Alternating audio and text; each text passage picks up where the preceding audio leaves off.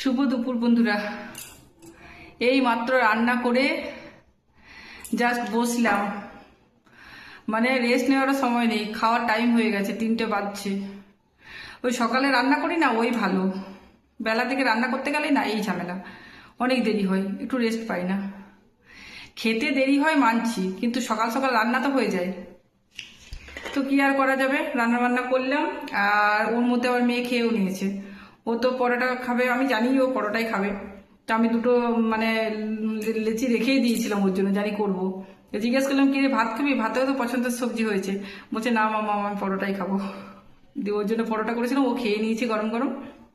তো আমি এইমাত্র জাস্ট দু একটা সবজি বাকি ছিল, তো সেইগুলো করে খেতে বসছি। চলো দেখাই। দেখো ভাত এই মাত্র, দেখছো তো ধোয়া উঠছে পুরো, এই মাত্র নামালাম। দারুণ জমে যাবে আমার গরম ভাত, হ্যাঁ দারুণ লাগে। সাথে এই দেখো পোস্ত করেছি, আলু পোস্ত। আজ তো নিরামিষ, শনিবার, তা আজ তো আমার নিরামিষ হয়। আর দেখো এক গামলা করে দিয়েছি কচু, কুমড়ো, ভেন্ডি, পুঁই, যা সবজি ছিল সব দিয়ে বড়ি দিয়ে একটা তরকারি করেছি। এটাতে শুধু ওই ভাজা জিরেগুলো দিয়েছি, ব্যাস। দারুণ লাগে খেতে এটা। এইটা করে নিলাম। আর তো সকালের আলু ভাজা আছে, এটা আমি খাবো না, রেখে দেবো।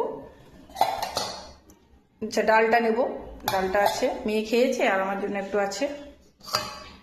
আর এইটা হচ্ছে, এই যে দেখো বেসন বড়া দিয়ে টক করেছি সর্ষে দিয়ে। কালো লাগছে কেন বলো তো, আমার তেঁতুলটা না কালো তেঁতুল, তো সেই জন্য। আর এটাতে আছে টক দই।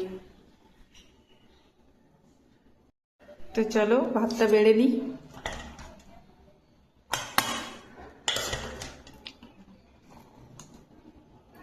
কম করেই খাবো, কারণ খুব পেটটা ভার হয়ে যায় বেশি নিলে। খুব বেশি ভাত খেতে পারি না। আর ওর বাবা আজকে রাত্রে খাবে, যেহেতু ওই পরোটা খেয়ে গেছে, তো তো রাত্রে ভাত খাবে।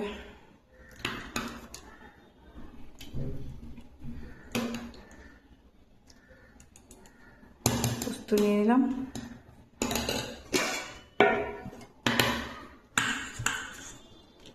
এই তরকারিটা না লোভে পড়ে এতটা খেয়ে নিই না, পেটটা পুরো একদম ভরে যায়।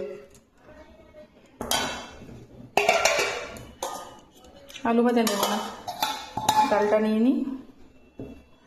আর এই টকটা পরে নিচ্ছি।